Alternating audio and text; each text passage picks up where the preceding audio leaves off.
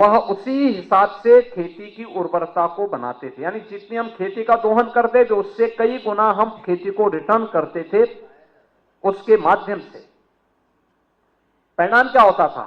आज जिसको लेकर के प्रधानमंत्री जी नेचुरल फार्मिंग कह रहे हैं, जिसके लिए सुभाष पालेकर जी कहते हैं जीरो बजट खेती, ये जीरो बजट खेती ही हमारा अन्नदाता किसान इस देश के अंदर करता था।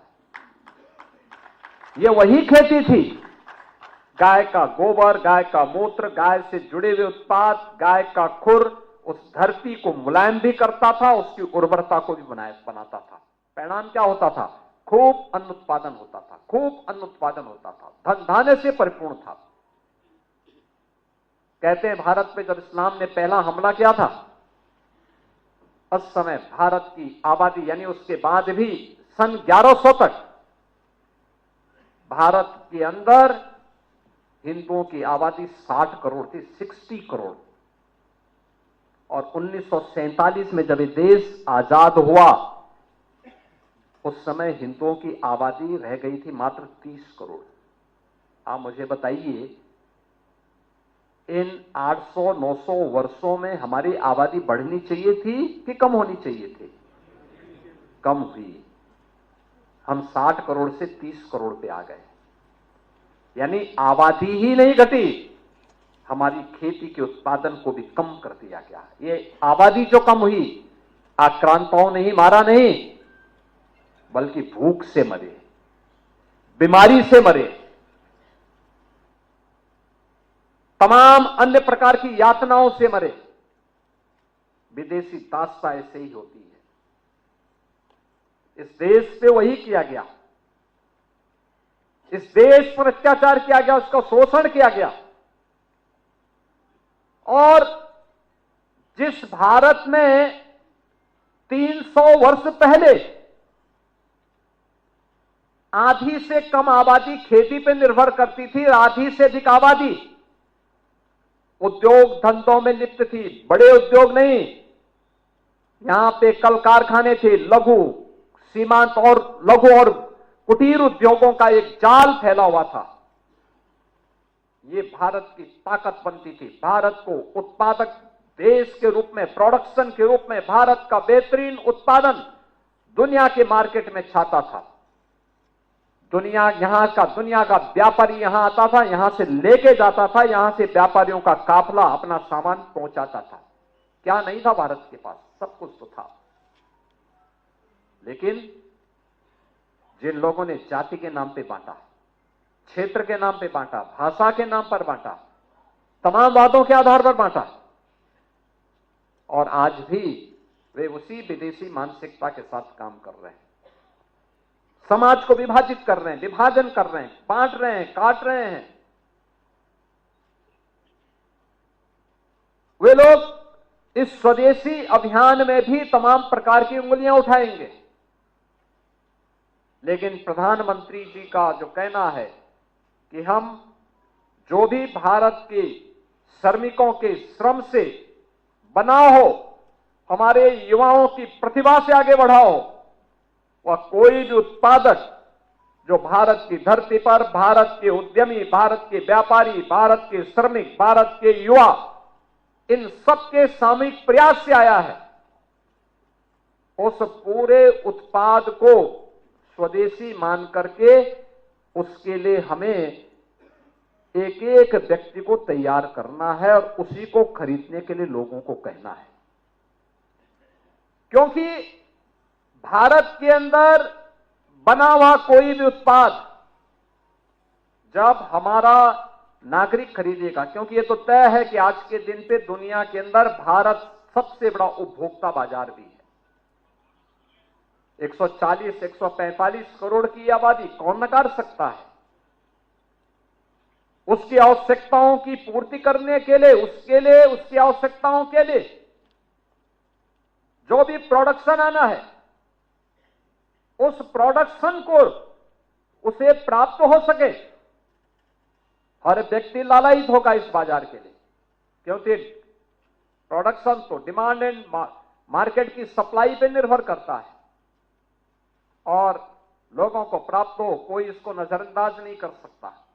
और इसलिए इतने बड़े मार्केट को उसके बारे में अवगत कराना एक राष्ट्रीय कार्य है, क्योंकि भारत का पैसा भारत के अंदर लगेगा तो भारत की समृद्धि का कारण बनेगा। भारत का पैसा दुनिया के उद्यमी मुनाफा कमाएं तो भारत का पैसा दुनिया के बाजार में चला जाएगा। परिणाम क्या होगा? उनका मुनाफा फिर भारत के अंदर आतंकवाद को भड़काने में, नक्सलवाद को भड़काने में, उग्रवाद को भड़काने में और भारत के अंदर ही अव्यवस्था पैदा करने में उसका दुरुपयोग होगा। तो सबसे पहले भारत का पैसा भारत के कारीगरों के हाथों में जाए, भारत के युवाओं के हाथों में जाए, भारत के हस्तशिल्पियों के हाथों में जाए, इस अभियान का हिस्सा बनना। तो मैंने कहा कि यह अभियान देश की आजादी का अभियान कभी स्वामी दयानंद सरस्वती ने प्रारंभ किया था, कभी वीर सावरकर ने इसके पक्ष में आवाज उठाई थी, कभी महात्मा गांधी और तिलक ने आवाज उठाई थी, और यह आवाज आज स्वतंत्र भारत में नए भारत के शिल्पी के रूप में प्रधानमंत्री मोदी जी ने इस अभियान को एक नई गति दी है, एक नई गति दी है।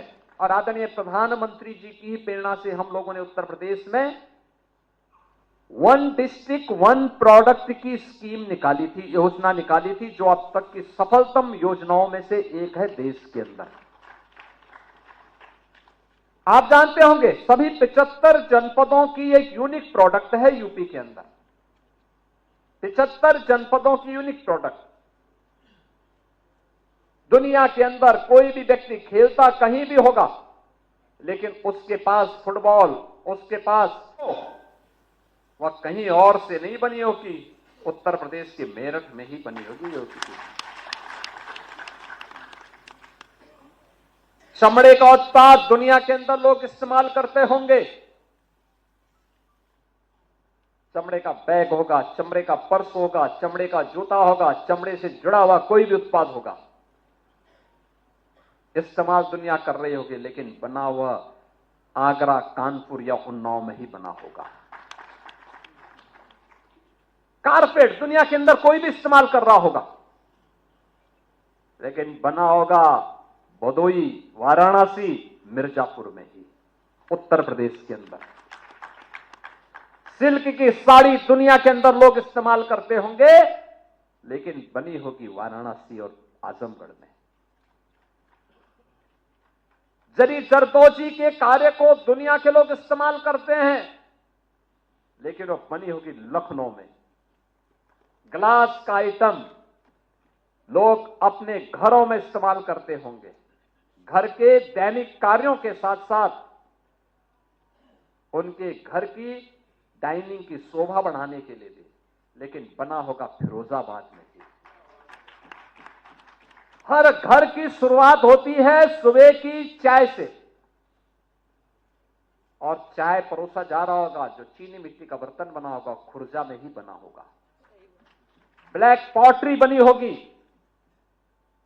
तो आजमगढ़ में बनी होगी, टेराकोटा बना होगा तो गोरखपुर में बना होगा। यानी ये 1 डिस्ट्रिक्ट 1 प्रोडक्ट की सभी जगह की, और दुनिया के अंदर सबसे अच्छा चावल भी अगर किसी को खाना है तो सिद्धार्थनगर का काला नमक चावल खा लीजिए।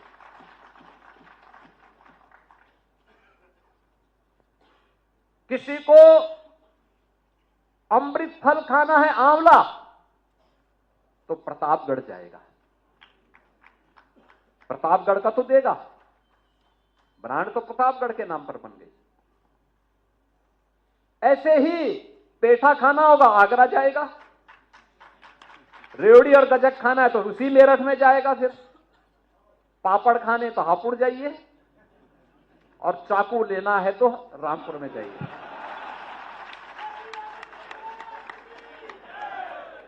लेकिन ये 1 डिस्ट्रिक्ट 1 प्रोडक्ट की उत्तर प्रदेश की स्कीम ने, जो प्रधानमंत्री जी की प्रेरणा से हमने प्रारंभ की, इसने रोजगार दिया। 96 लाख यूनिट उत्तर प्रदेश के अंदर स्थापित हुई हैं। इस 17 के पहले मृत प्राय हो चुका था, लोग पलायन कर रहे थे, कारीगर हताश था, निराश था, सरकार का प्रोत्साहन नहीं था, बड़े पैमाने पे लोग भाग रहे थे।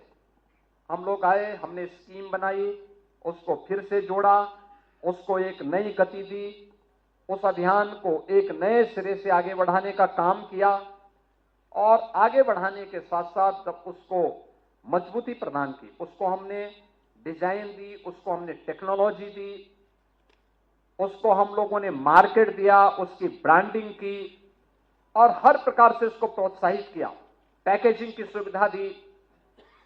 आज परिणाम क्या है? 2 लाख करोड़ रुपए का केवल हम एक्सपोर्ट कर रहे हैं, 2 लाख करोड़ का।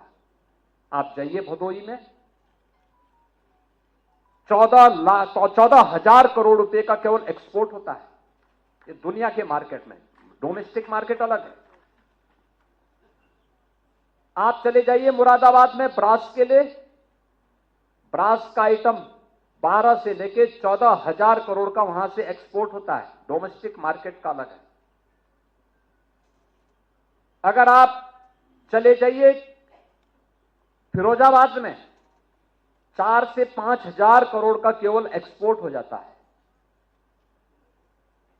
यानी हर एक मार्केट की अपनी एक पहचान है, अपनी एक ताकत बनी है। और परिणाम क्या है? जो उत्तर प्रदेश माना जाता था कि बीमारू राज्य है, वो अकेले 2 लाख करोड़ का केवल एक्सपोर्ट कर देता है ओडीओपी के माध्यम से। ये पैसा गवर्नमेंट के पास कम, हमारे उद्यमियों के पास, हमारे कारीगरों के पास, हमारे श्रमिकों के पास आता है और इसमें 2 करोड़ लोग रोजगार प्राप्त कर रहे हैं। 2 करोड़ लोग, 2 करोड़ का मतलब 10 करोड़ लोगों का सीधे सीधे इस कारोबार के साथ जुड़ाव होता है। यह है ताकत। यानी कम पूंजी पर, कम स्थान पर, घर के अंदर भी यह काम हो सकता है। लोग यही करते हैं और उसका लाभ प्राप्त होता है। यह है ताकत हमारी। और उस ताकत को जो हर एक क्षेत्र में भारत के अंदर पैदा हो रहा है, हमारे लोकल किसान, लोकल श्रमिक, हमारा युवा, हमारे अपने लोग जो उत्पाद तैयार कर रहे हैं, जो प्रोडक्शन तैयार कर रहे हैं, वह एकजुट, उसको मजबूती मिले, इसको लेकर के एक बड़े अभियान का हो। और मैं तो चाहूंगा धर्मपाल जी से 25 सितंबर से 29 सितंबर के बीच हम यूपी इंटरनेशनल ट्रेड शो का आयोजन कर रहे हैं ग्रेटर नोएडा में, इंडिया एक्सपो सेंटर में। आदरणीय प्रधानमंत्री जी इसका उद्घाटन करेंगे इसी 25 सितंबर को, प्रातः 9:30 बजे उद्घाटन करेंगे। ये स्वदेशी और आत्मनिर्भर का सबसे अच्छा मॉडल है। आप देखना, ये उसका 3रा संस्करण है हमारा, हम पिछले 3 वर्षों से कर रहे हैं। उत्तर प्रदेश के अंदर किसी भी जनपद में जो बना होगा उसको वहां पे केवल डिस्प्ले और शो केसिंग ही नहीं की जाती, 500 विदेशी व्यापारी भी आए हैं खरीदारी करने के लिए और देश भर से भी व्यापारी वहां आए हैं। अभी से सारे hotel, Delhi, Noida, greater Noida, Yamuna authority के सारे होटल अभी से पैक हो चुके हैं, जो लोग अभी से खरीद, यानी गत वर्ष 2200 करोड़ की वहां पे बिक्री हुई थी। 2200 करोड़ की, अनुमान करिए 4 दिन में 2200 करोड़ की बिक्री हुई थी। यानी एक सफलतम आयोजन होता है जो उत्तर प्रदेश के कारीगरों को, हस्तशिल्पियों को, उद्यमियों को वहां पर एक प्लेटफॉर्म प्राप्त होता है। और उत्तर प्रदेश तो आज 1 डिस्ट्रिक्ट 1 प्रोडक्ट और खादी के प्रोडक्शन से लेकर के डिफेंस प्रोडक्शन तक अपनी ताकत का भरपूर इस्तेमाल कर रहा है।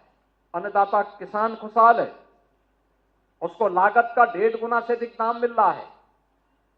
अकेले गन्ना किसानों को हमने पिछले 8 वर्ष के अंदर 2,86,000 करोड़ रुपए का गन्ना मूल्य का भुगतान उसके खाते में डीबीटी के माध्यम से किया है। लगातार इन कार्यक्रमों को एक तरफ आगे बढ़ाया जा रहा है। 45 लाख करोड़ रुपए से अधिक के निवेश के प्रस्ताव यहां पर आए। बेहतरीन कनेक्टिविटी भी बनाई गई और वन डिस्ट्रिक्ट वन प्रोडक्ट और विश्वकर्मा श्रम समान और पीएम विश्वकर्मा जैसी स्कीम के माध्यम से इसको प्रभावी ढंग से आगे बढ़ाने का काम किया जा रहा है। और उत्तर प्रदेश का इंटरनेशनल ट्रेड शो प्रधानमंत्री मोदी जी के उसी अभियान का हिस्सा है, जो इसका तृतीय संस्करण 25 सितंबर को आदरणीय प्रधानमंत्री जी के कर कमलों से ग्रेटर नोएडा में ही संपन्न होने जा रहा है। आप एक बार जाके देखेंगे, उन स्टॉल को देखेंगे, लगभग 2500 के आसपास स्टॉल लगे हुए हैं उत्तर प्रदेश के सभी 75 जनपदों के। आज इलेक्ट्रॉनिक कंपोनेंट कोई भी हो देश का, उसका 60% प्रोडक्शन यूपी कर रहा है और 60% मोबाइल फोन अकेले उत्तर प्रदेश में बन रहे हैं आज के दिन पे। फोन की कोई भी होगा, उसकी जो स्क्रीन होती है, जो उसका डिस्प्ले बोर्ड होता है, टेलीफोन यानी आपका स्मार्टफोन हो, टैबलेट हो, लैपटॉप हो, ये पूरी स्क्रीन उत्तर प्रदेश के अंदर बन रही है। यानी अब ये चीन से, ताइवान से या अमेरिका से नहीं आ रही, उत्तर प्रदेश के अंदर बन रही है। और उत्तर प्रदेश के अंदर हम पिछले 5 साल से इसका सफलतापूर्वक प्रोडक्शन करके न केवल देश के लिए बल्कि दुनिया के लिए भी इसको उपलब्ध करवा रहे हैं। अकेले उत्तर प्रदेश 2 लाख करोड़ का उत्तर प्रदेश मोबाइल फोन यहां से बाहर भेजता है, बड़े पैमाने पे भेज रहा है, हर स्तर पर कार्य हो रहा है।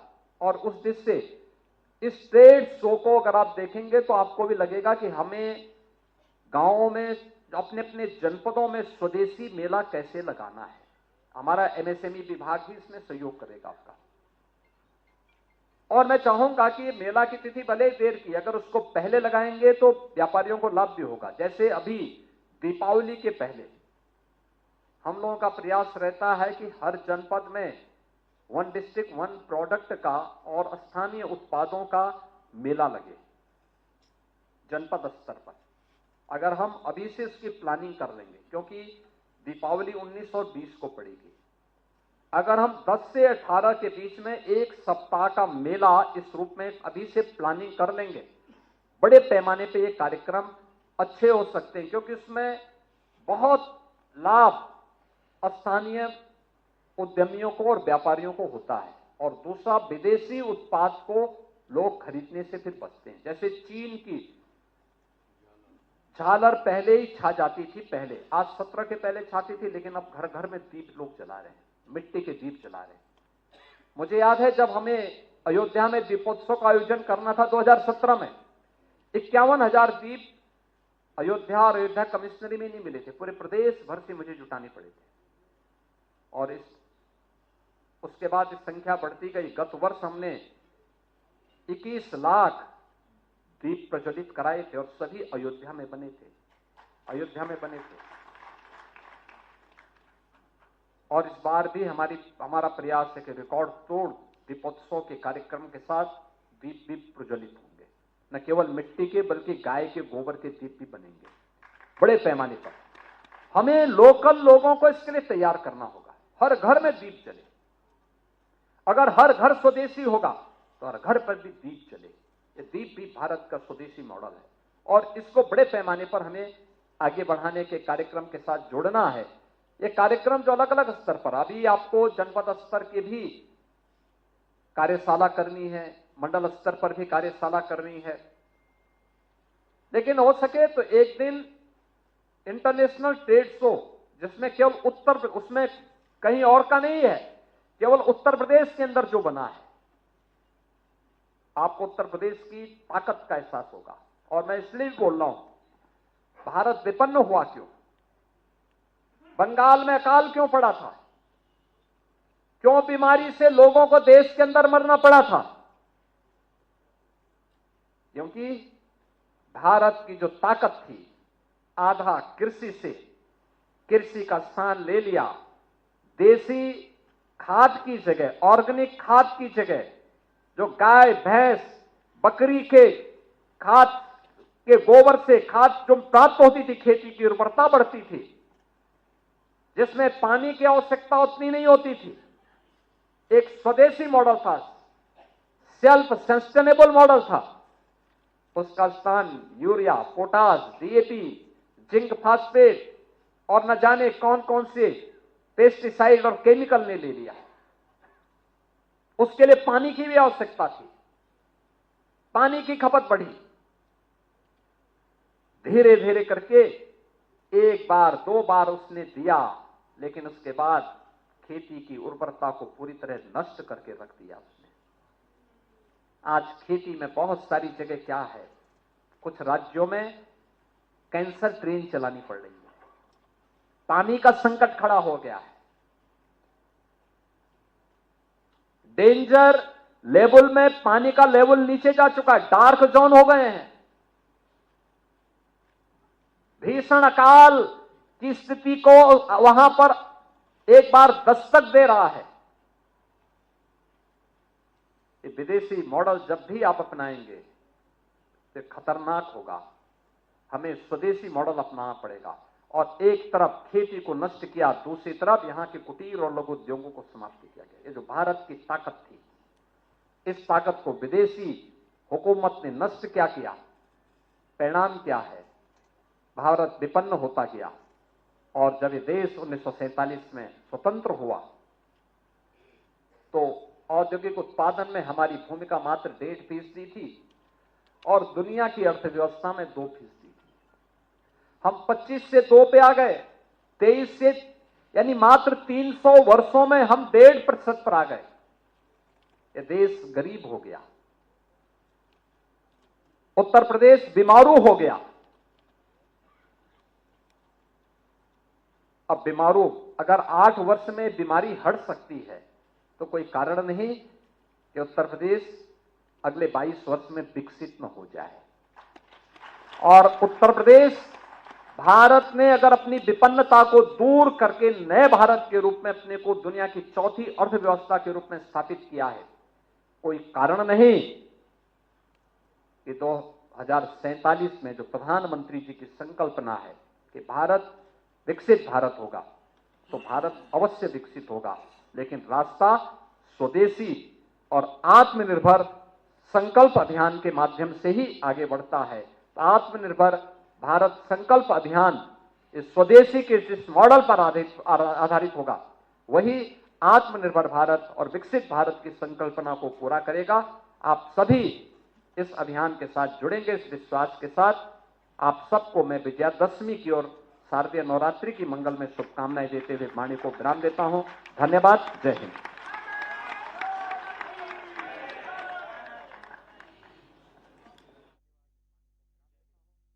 तो आप मुख्यमंत्री योगी आदित्यनाथ को सुन रहे थे, जो लखनऊ में कार्यक्रम को संबोधित कर रहे थे और आत्मनिर्भर भारत को लेकर वर्कशॉप में वो संबोधित कर रहे थे, जहां पर आत्मनिर्भरता को कैसे बढ़ाना है और स्वदेशी चीज़ों पर कैसे जोर देना है, उसको लेकर आज वो संबोधित कर रहे थे। लखनऊ में इस कार्यक्रम का आयोजन किया गया, जहां पर आत्मनिर्भर भारत वर्कशॉप के तहत ये कार्यक्रम आयोजित किया गया। इसमें सीएम योगी आदित्यनाथ पहुंचे हुए थे और यहाँ पर उन्होंने ये जोर दिया कि आखिर कैसे